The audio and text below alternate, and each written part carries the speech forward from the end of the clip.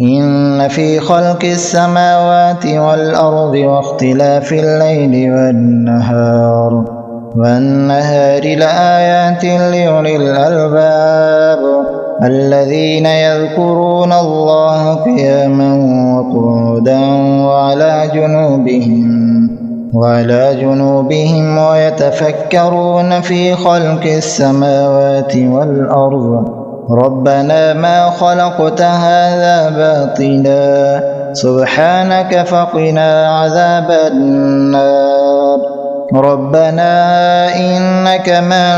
تدخل النار فقد أخزيته وما للظالمين من أنصار ربنا إننا سمعنا مناديا ينادي للإيمان أن آمنوا بربكم فآمنا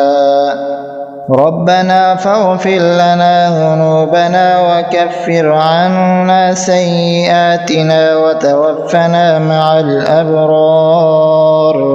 ربنا وآتنا ما وعدتنا على رسلك ولا تخزنا يوم القيامة إنك لا تخلف الميعاد فاستجاب لهم ربهم أني لا أضيع عمل عامل منكم من ذكر أو أنثى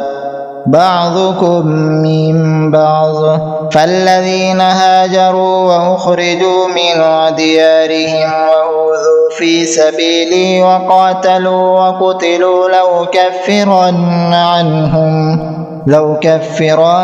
عنهم سيئاتهم ولأدخلنهم جنات تجري من تحتها الأنهار ثوابا من عند الله والله عنده حسن الثواب لا يغرنك تقلب الذين كفروا في البلاد متاع قليل ثم مأواهم جهنم وبئس المهاد لكن الذين اتقوا ربهم لهم جنات تجري من تحتها الأنهار خالدين فيها نزلا من عند الله وما عند الله خير للأبرار وإن من أهل الكتاب لمن يؤمن بالله وما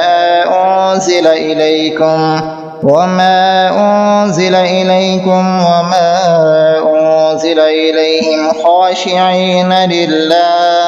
خاشعين لله لا يشترون بآيات الله ثمنا قليلا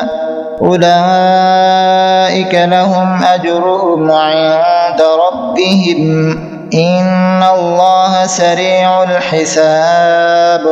يا أيها الذين آمنوا اصبروا وصابروا ورابطوا واتقوا الله لعلكم تفلحون